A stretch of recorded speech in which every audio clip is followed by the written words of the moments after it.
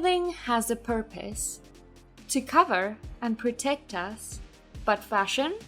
Fashion is so much more. Fashion is art. The art that we wear and, when executed well, the art that we become. Now, have you ever dreamt of sharing your art with others? Help others express who they are? Many fashion designers dream of owning their own fashion brand, but they don't always know where to start. Creating a business plan will not only get your ideas on paper, but will also act as a catalyst to turn your dreams into your reality.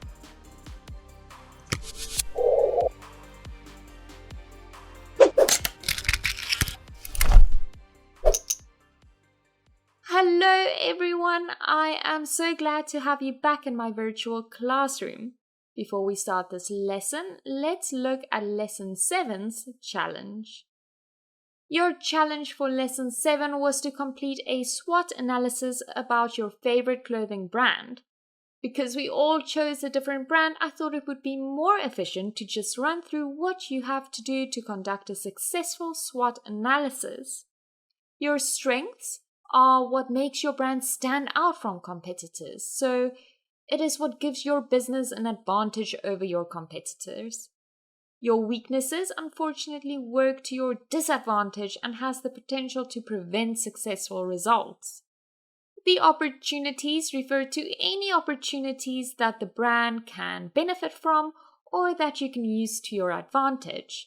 And your threats are factors that pose a threat to your business and really affects the success of the brand. Remember, you need to build and enhance your strengths, reduce and resolve your weaknesses, you need to expand and exploit your opportunities, and avoid your threats. Our lesson quote for today is fashion is very important. It is life-enhancing and, like everything that gives pleasure, it is worth doing well. Today's objectives are to understand the purpose of a business plan, develop a business plan, define visual identity, identify useful business tools, and you will learn some useful tips regarding interviews. Welcome to your last lesson titled Build a Brand. I hope you enjoy it. Now, if you really want to build a brand, you first have to build your business plan. Have you ever thought about a cool business idea and made a note of it on a piece of paper or on your phone?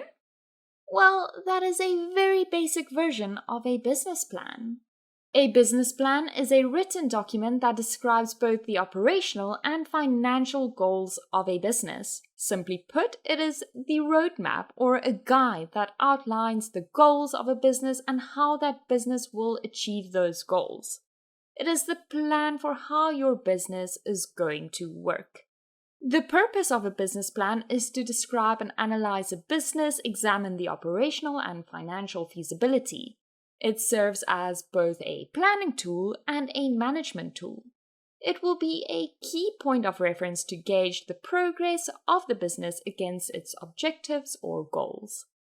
Now, there are many reasons why you need a business plan, but these were the reasons that stood out to me. For starters, it proves that you are serious.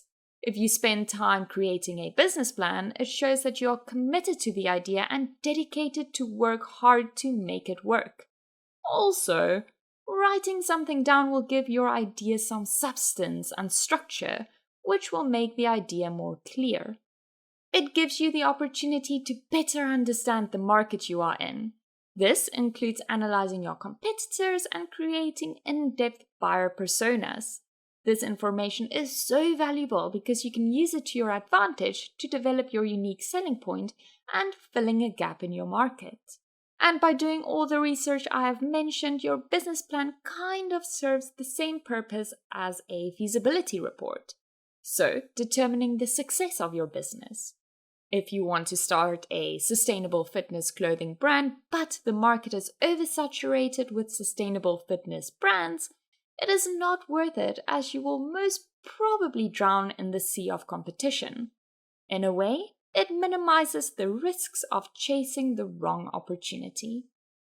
It is also a way for you to determine your financial needs. This includes capital needed to start the business and what you will use it for. This information is quite important if you are looking to attract investors or partners, as it will answer questions regarding the financial projections of the business. It is also a way for you to evaluate the success of the business. I suggest you compare what is happening in your present situation to the business plan every now and then to determine whether you have met your operational, strategic, and financial objectives or goals. And finally, it is a fantastic way to uncover new opportunities or a gap in the market.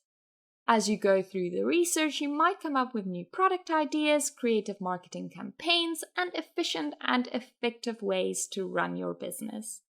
So let's take a look at which elements should be included in a formal business plan.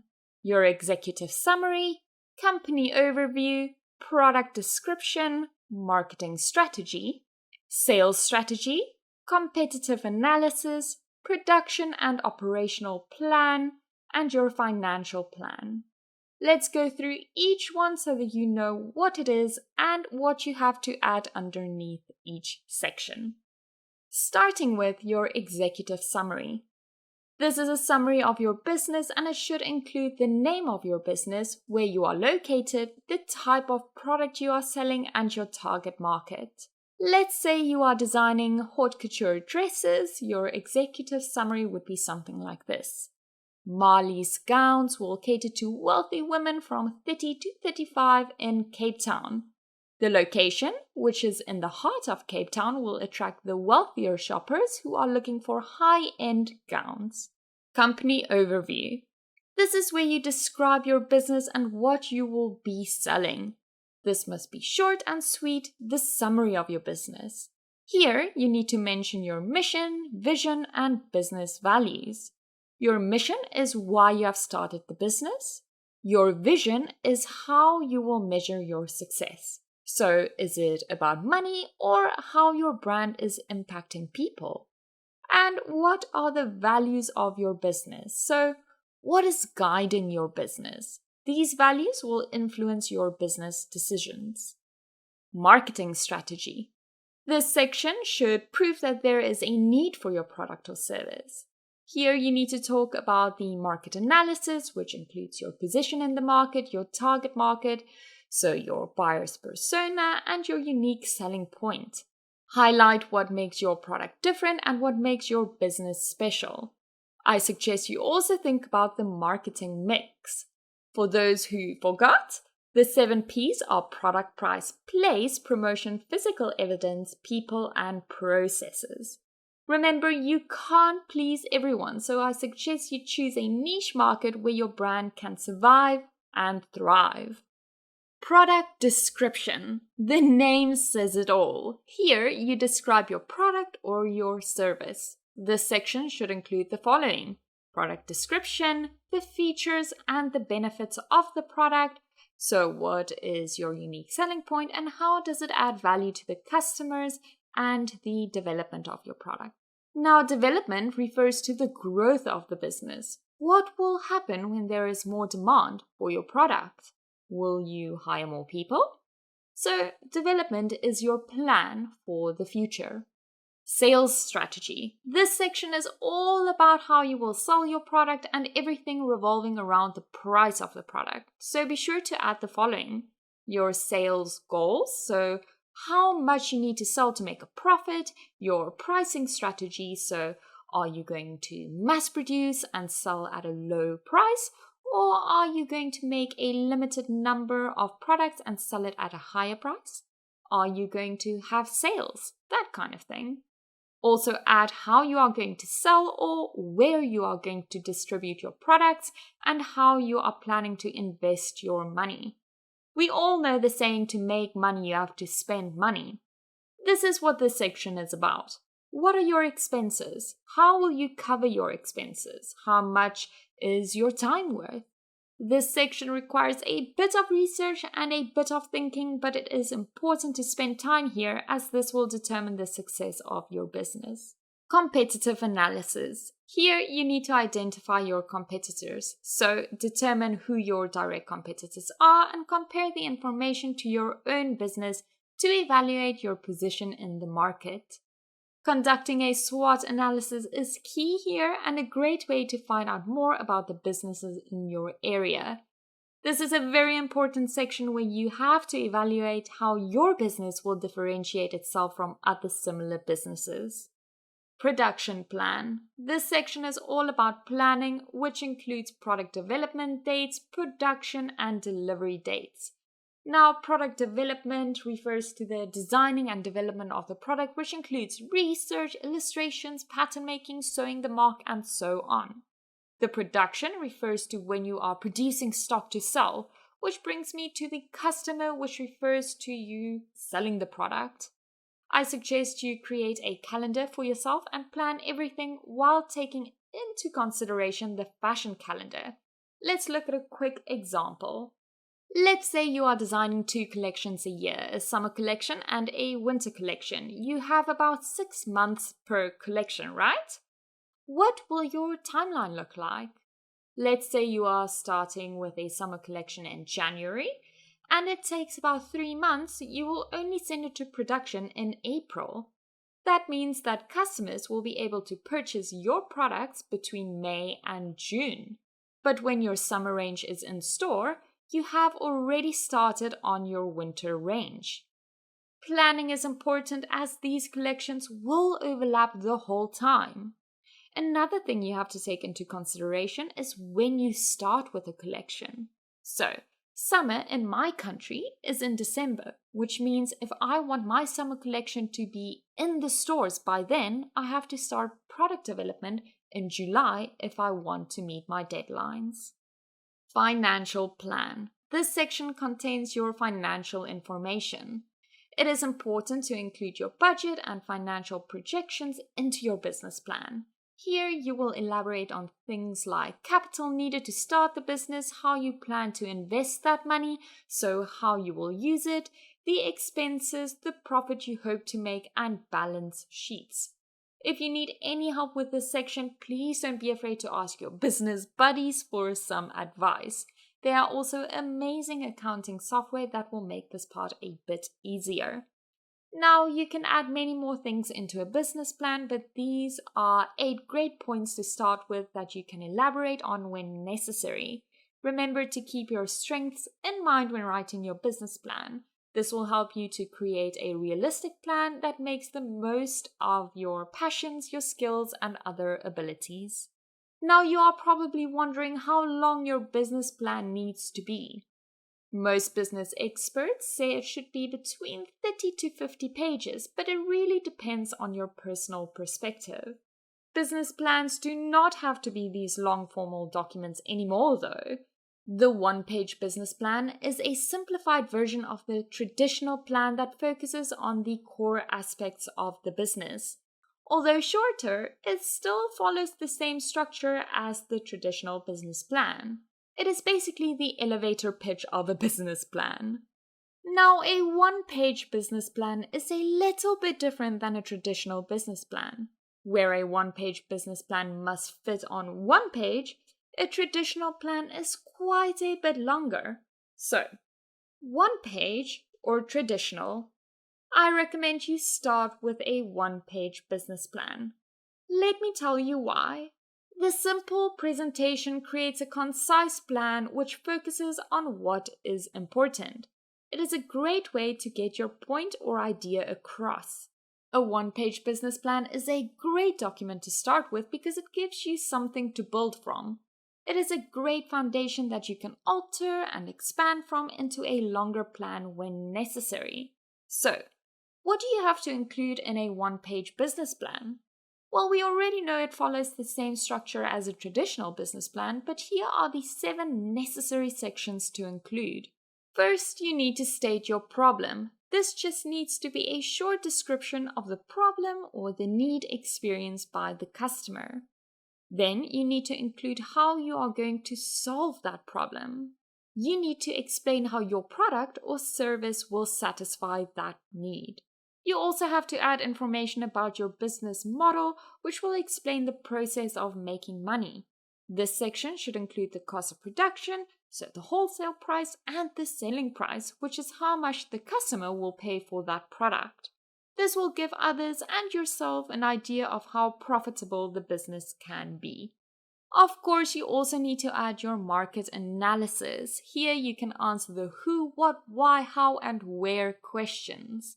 Here you identify your position in the market, and you should also elaborate on the demographics, geographic, and psychographic details about your ideal target market. To show how your business will stand out from competitors, it is important to include your competitors' analysis. Here you need to identify your direct competitors and what differentiates your business from them. So, state what your unique selling point or your competitive advantage is. Now, some of you won't be able to start a business with a few people working for you, but I think it is still important to add a management team section on your plan. If you are not manufacturing your garments yourself, who is? If you are selling your garments in a boutique, who is the owner of that boutique? I would add anyone who plays an important part in your business into this section to provide structure to your business. And then, like the traditional one, you need to add a financial summary, which includes your expenses, profit, balance sheets, cash flow statements, and anything money or sales related like forecasts. Now, there are many different layouts you can use to create a one-page business plan, but I thought I would share one that I've created for you guys. This is available as bonus content, but if you have not purchased the toolkit, don't worry, it is pretty easy to create your own. It does not have to be a pretty document, but a useful one instead. So here you can see all of the important sections like your overview, your problem and solution, your target market, and more. You are probably thinking, how am I going to fill anything in? The space is so limited. Correct, the space is limited, but this is also a one-page plan, so try and summarize each section into 1 to 2 sentences and use bullet points. Before we move on, here are some useful tips to remember when writing your business plan. Be concise. In other words, get rid of the fluff. Even if your business plan looks or sounds nice, it is important to get straight to the point. Be realistic. Even though it is important to be optimistic, you also need to be honest with yourself when developing your business plan. Don't over-project or over-embellish it. If you want partners or investors to take you seriously, you need to be realistic. Use visuals such as charts and graphs to bring your idea to life, and it also makes the information more easily understandable. If you don't overdo it, visuals and infographics can break up the text and create a better flow too. And this brings me to my next point, which is don't be afraid to be creative. Use templates or design your own business plan to stand out. This will surely grab the attention of the viewer and show them that you are passionate about your vision. Last but not least, it is important to pay attention to the language used in your business plan. Ask a few people to proofread your business plan and improve it by fixing all of the mistakes to create a professional, well-written document. Now, since you are writing your business plan, I thought it would be cool to tell you about some tools that will make your life a little bit easier. First up is Trello. Trello is a great collaborative tool that you can use to organize and prioritize your work and projects. So, if you have people working for you but you are not all in the same place, Trello creates a space where your team can share ideas and stay up to date. The basic plans are free, so I urge you to check it out. A lot of small business owners do. It is essential for businesses to keep a record of what is happening in the business. I am talking about all of the important documents and files. To be safe, I suggest you create backups. Google Drive is not only the most popular software for file management and file sharing, but it is also free.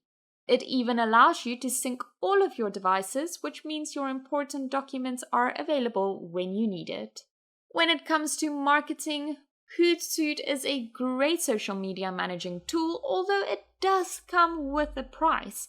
But if you need a tool to increase your social media presence and drive engagement, this is it. It allows you to manage multiple social media pages, schedule posts, and interact and engage with followers. For design purposes, you don't have to worry too much if you do not have an in-house graphic designer, because there is software out there that allows you to easily create things such as logos, visual content, blogs, and social media posts. One of them is Gravit, which you know. The other one is Canva. Canva has a wide variety of templates that you can easily turn into anything thanks to their drag and drop features. Create your free account now and start creating amazing mood boards and social media posts. When I said the words drag and drop, it made me think about Wix, which you already know is a great user-friendly website builder. Another great website builder is WordPress. You can create an awesome website and can choose from a variety of plugin tools, like creating an online store, different payment options, and interesting ways to display your content, product, or service. Another plus is that the basic plan is free. I've mentioned this one in a previous lesson, but I think it is worth another mention. Check out the accounting software Wave, where most of the tools are free, including payments, invoicing, and receipts. It really caters to all your bookkeeping needs. When it comes to payments, it is important to consider partnering with a service like PayPal, as it gives your customers a safe and easy way to purchase from your business, and it is a great way to manage what is going in and what is going out of the business. No one can build a business on their own, so it is important to reach out and build a network. Whether it is someone you have a business relationship with, looking for a job, recruiting for a position in your business, or you want to upskill yourself or your employees, LinkedIn is the place to go. Not only can you connect with people, manage your workflow, or create lists, but you can also complete courses at your own pace to upskill yourself. There are many different tools available for you to use. I just mentioned some of my favorites now. I urge you to do some research and find the ones that will satisfy your needs as a business owner. From business plan to branding. Let's take a quick look at what branding is and how you can develop your visual brand identity. Branding can be defined as the psychological relationship between the business and the customer. The core of branding includes your mission statement, your vision, and your values. In other words, it is the foundation of your brand, and it refers to everything your brand has to offer. Some explain it this way: branding is intangible. It is not something you can design, but something that you build. If branding is intangible, what is tangible about your brand? Well, visual branding, or your brand identity. You are probably wondering what the difference is between branding and visual brand identity.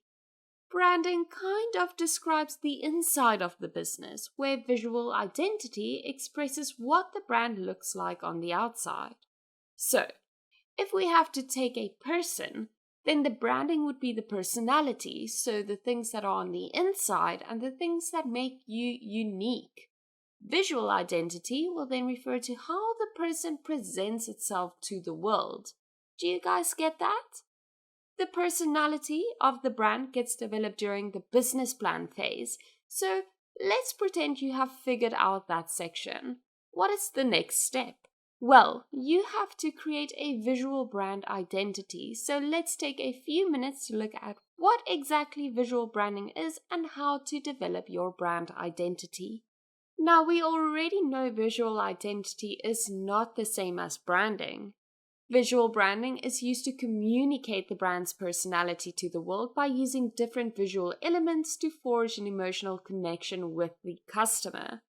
Who can guess what the key elements are for visual branding? The four main elements are graphics, color, typography, and imagery. Now, graphics can refer to any designed elements such as icons or animations, but the big one here is your logo. Your logo is the symbol of your business. It would be a good idea to invest some time and money into developing something that reflects your brand vision and visual identity. There are many benefits to creating a logo. It makes your brand more recognizable, memorable, and creates visual consistency across all platforms of your business. Did you know that for about 90% of consumers, the color palette of the brand plays a key role in their purchasing habits? This means that you must pay special attention to which colors fit the brand's message the most. When starting off, I suggest choosing one color and developing your palette from there. It is also important to note that black and white are valid color choices too. Your brand colors should be repurposed for all materials used in your business. What else do we know about color? Well, we know it affects our moods and our attitudes, which will also influence a customer's purchasing behavior. It would be in your best interest to think about your brand colors strategically. Choose something that will have a positive effect on the customer, reflect the brand's personality, and differentiate your brand from others. Typography is the style or shape of the font you use in your branding. Now, you guys probably know there are many different fonts, and each font can have a different effect on the viewer. The most important thing to remember when you are choosing a font is to make sure that it is legible. If it is not, it defeats the purpose, right? When font hunting, select a font for your headline and for body copy. Imagery describes the photography and video content of the brand when it comes to advertising. When it comes to your visual identity, it is important to curate images that represents the brand's personality and also its customers. This element is probably the most important one because people want to see themselves reflected in the brand that they are consuming. So, this means there is a connection between the customer and the visual content you produce, making it more relatable. It is thus super important to create guidelines around who your customer is, what they would like to see, and the message you would like to share. So why would we try to create a visual identity for our brand? What do we get out of it? Well, for starters, visual branding helps you stand out from your competitors. It will help you establish and highlight what makes your brand unique. Through visual branding, you can build brand recognition. It will help you create a distinct style, make it more recognizable and memorable in the market. To emotionally connect with your audience, whether it is the color of your logo or the tone of the brand, through consistent visual branding and branding, you can connect with the audience and create a sense of loyalty when transforming potential customers into a loyal customer of your brand. And you can use it to inform potential customers about the nature of your brand and what type of products or services you offer, and to unify all the different aspects of your brand by using consistent visuals, which means you are the one controlling how your brand is perceived and how people are experiencing and interacting with your brand. A good brand has a consistent brand story. So in other words, there is consistency in the story that you are telling. Do you guys know what a style guide is? A style guide is almost like a rule book for business, which contains specifications on everything that plays a role in the visual identity of the brand. So, how you present the brand to the world. In other words, it references how the brand should be presented. Essentially, a style guide is used to make sure that everyone is on the same page. It allows multiple people to create cohesive content that reflects the style of the business and ensures consistency, so it actually plays a very important role. Creating your style guide is pretty easy once you have conducted your research concerning your business and your target audience. You can either create this in a Word document or on design software like Gravit and export it as a PDF. Dedicate a page to each section of your style guide. What are those sections, you ask? Well, there are quite a few important elements, like your brand story, your logo, your color palette, typography, brand voice, and imagery. Your cover page can be simple with the brand name displayed and perhaps the version of the guide. Your table of contents should include all of the different sections of your style guide with their corresponding page numbers. Your brand story should describe what your business is all about. Include your vision, mission, and the brand's core values. Now, this does not have to be long, but a summary that describes your brand aesthetic. For example, are you a minimalist fashion brand or more extravagant? Are your garments flowy or structured? Do you prefer neutral colors or are you into prints? Really think about the principles and elements of design when describing your business. The logo section should include an example of your logo and the proper usage of it. Include acceptable color usage, preferred logo size, and if you want, you can include your logo don'ts. The color palette section should include your core colors with their hex codes and their RGB values. If you use different variations of the colors, also add them. It is important to outline your typography. This means you need to include your font type, the sizes used, and when to use which font, so the purpose of the fonts. You may have different fonts for different purposes. For example, the font used on your website may be different from the font used on the hang tag of your clothes or the packaging. Next up is your brand voice. Now this section should outline your tone and the type of messaging that you think will resonate with your target market. So, will it be energetic and positive or will it be girly? Maybe your tone is more serious or is it more like a casual conversation? To help you create a consistent tone, include words that you like, grammar suggestions, punctuation suggestions, and spelling. You can even include your favorite hashtags or use of emojis in this section. For imagery, explain your type of style or the mood you want to create and include the illustrations or graphics and images used by your brand or that you find inspirational. It would also be good to add your preferred composition to guide your design process. So, is it a simple and timeless composition or do you want to go for something more eclectic? It is important to remember that your style guide, just like your business plan, will evolve over time and needs to be updated so that it reflects your brand and visual identity. The big word you have to remember when creating your style guide is consistency. This is incredibly important if you want to build an enduring brand. So, stick to your style guide as much as you can, and if it doesn't work for you or for your audience, you might want to start over and rebrand.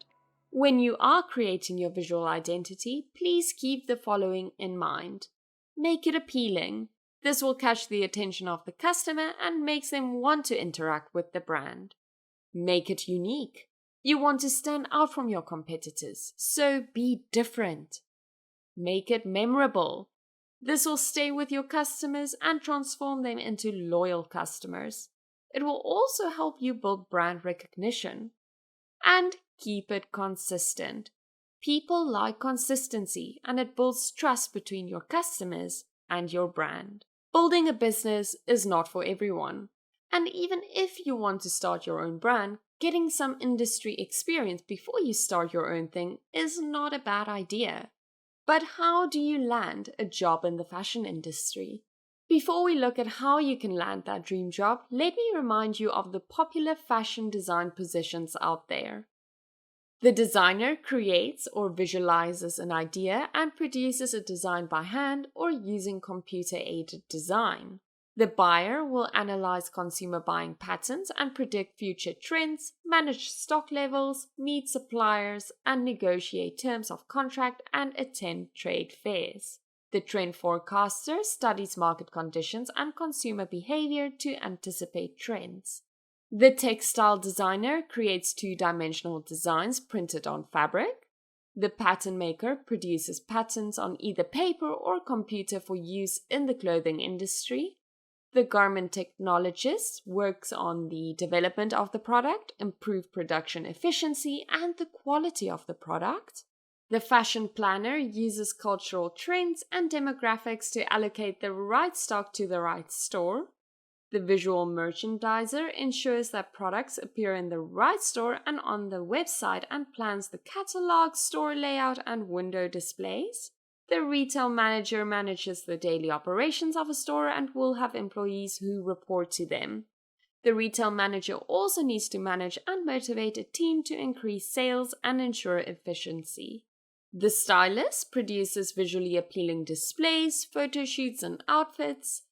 The event manager plans and organizes a variety of events, which include promotional, business, and social events. Especially in fashion, events play a huge part in the success of a brand. The fashion journalist will research, attend conferences and events, conduct interviews, and write articles about fashion for a variety of publications. In the beginning of the course, I asked you which one stood out to you, and now I am asking you again. Where do you want to be? I'm curious to find out if some of you have changed your minds, so please let me know by sharing your dream job with Morpheus. The fashion industry is a very competitive industry, so I understand how starting out can seem a bit daunting. But I want you to remember the following 3 points. Prepare, look for opportunities, and make the most of the opportunities. In the next few slides, I'll talk you through how to prepare for the perfect opportunity and how to make the most of it. When we went through the different fashion positions in the industry, did you notice something that they have in common?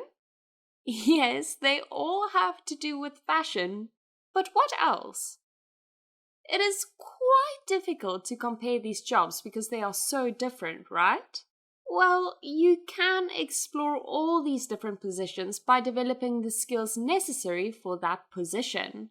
You already gained many new skills by completing this course, but I encourage you to further develop and master these skills, as it will allow you to move into most of the fashion positions discussed today. So that is tip number 1. While you wait for that perfect opportunity, explore different positions and develop your skills.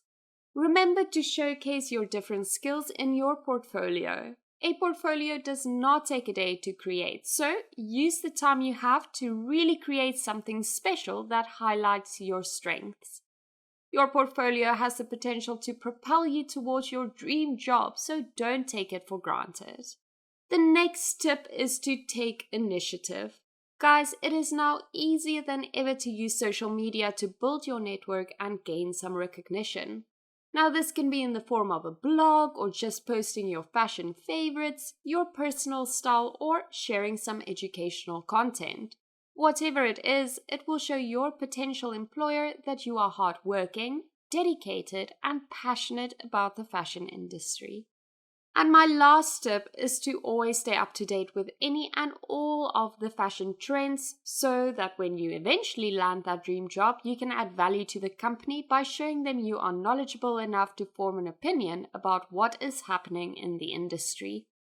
I suggest you follow the big names in fashion and the big fashion houses, but I also encourage you to look at the following sources. The Business of Fashion, which is a great online magazine dedicated to the world of fashion. Other fashion magazines like Vogue, Harper's Bazaar, Elle, and Marie Claire. Remember to study trend forecasting reports. My favorite ones are WGSN and TrendStop. And read the State of Fashion reports. Now, how do you find opportunities in the fashion industry? My first tip, be online. Most companies today advertise positions online, so it would be in your best interest to check these regularly. I also suggest you use social media platforms like LinkedIn to find opportunities. It is basically a digital copy of your CV, so potential employers can easily check you out. You can easily check for positions in your area, and often you can apply for jobs through LinkedIn, making the process quick and easy. My second tip is to look for an internship. Now, internships are great because it allows you to gain some experience, develop your skills, and really round off what you have learned during your studies. I have to share, though, that an internship does mean that you are starting at the bottom, but that is worth it because nothing beats experience. If working from the bottom is making you feel that this is a glass half empty situation, let me change your mind. Often internships turn into permanent positions, but even if you don't get offered a position, this is where you will learn about the fashion industry the most. Internships are definitely a glass half full situation. Now the question is, do I work for the biggest fashion retailer in my area, or do I work for a small fashion brand? Many will probably say big fashion retailer. I know, I was one of them, until I got a job at a small startup fashion brand. Even though the big places may seem more glamorous, the small companies is where you learn more, where you gain and develop more skills, gain more experience, add more value, and gain recognition. Yes, you will probably have to work a bit harder and have more on your plate, but you will learn so much more and actually make an impact on the brand. So, if you can't get in with the big guys, keep your eyes on the small brands and send some emails. They are often in the need of interns. Now, let's say you have found the job of your dreams. What now? It is important to make the most of every single opportunity that comes your way, and I have found that by asking a lot of questions is a sure way to grow. You do not have to stick to the task listed in the job description. If you want to learn more about buying or designing or trend forecasting or anything really, ask the person who is in that department if they need any help with anything. Ask questions about the processes, ask questions about the results, try solving problems, and offer a hand where you can. This will not only get you noticed, but you will also gain valuable experiences and skills while doing this. And remember to keep track of all the new skills you have gained, the new ones and the ones you have already mastered. Remember to add this to your CV and LinkedIn and enjoy watching how your CV expands and evolves. The big thing standing between you and your dream job is an interview. Who are fans of interviews? I know interviews are quite scary and stressful, but when you are prepared, you will feel more relaxed and confident. So, I thought I would share some useful tips with you guys. Know the business. It is important to do your research about the business you want to be employed at. So, if you are interviewing for a design position at a brand, go to a store, look at their product range, and get to know the brand so that you can share how you can add value to the business. Create a portfolio. You already know the value of a good portfolio, but remember, it is a work in progress, so don't add any work that is more than a year old. Layout is also important, so start with your trend research and inspiration boards first, then your color palette, your designs, technical drawings, and other specs last. It is also your responsibility to know what you have included in your portfolio to be able to confidently talk through it. And be proud. Let's be honest, they are not hiring your portfolio, they are hiring you. So, even though your portfolio is important, it is even more important to be proud of the work you have put into your portfolio. Ask questions. Some are scared of asking questions, but remember, if you get this job, you will be working there, so ask about the work environment, the team, and your responsibilities. It is a great way to learn about the work environment, and it shows that you have prepared for the interview. Highlight your skills. If you have a cool skill that will add value to the business or fill a gap, mention it. Let's say you are applying for a design job at a small brand, mention that you also have pattern making experience. This shows that you can add value to the business. And then the last tip is to prepare for the interview.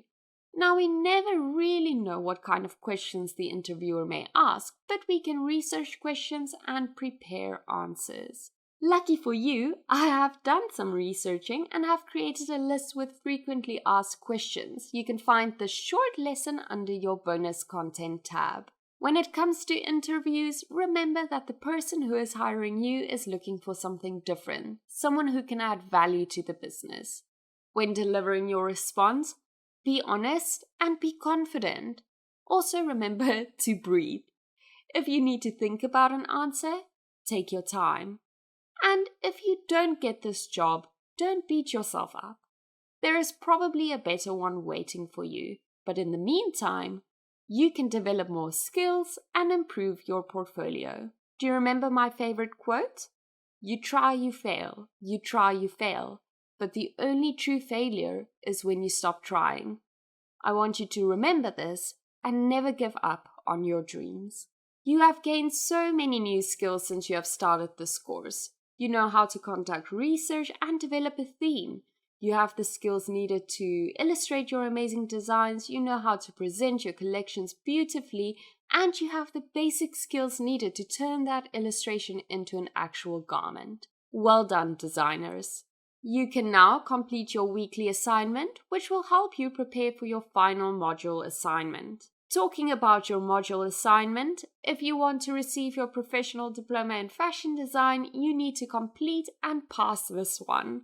Remember, you can rewatch lessons if you feel the need, and you can refer to your summary notes too. Take your time, enjoy the assignment, and good luck!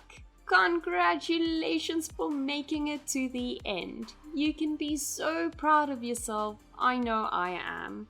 Your hard work, passion, dedication, and love for fashion has paid off.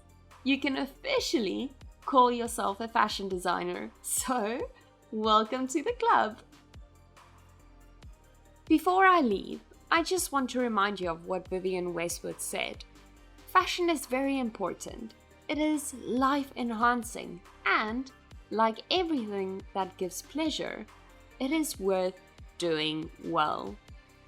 To do well as a fashion designer, you need to have passion. You need to be passionate about clothing, about trends, about customers, about construction, about styling, and about learning more. Fashion is constantly evolving, which means you must be too. Read the latest articles, follow the important people on social media, watch the fashion shows and study fashion reports, and find the joy in every step of the fashion process, because not everyone can transform a sketch into a wearable piece of art. What a bittersweet moment this is. I've enjoyed creating these lessons so much, and I really hope you feel that Show Academy has added some value to your fashion design career. I am sure that all of you have incredible ideas and have the ability to change the fashion design world. Let this be the beginning of your bright future.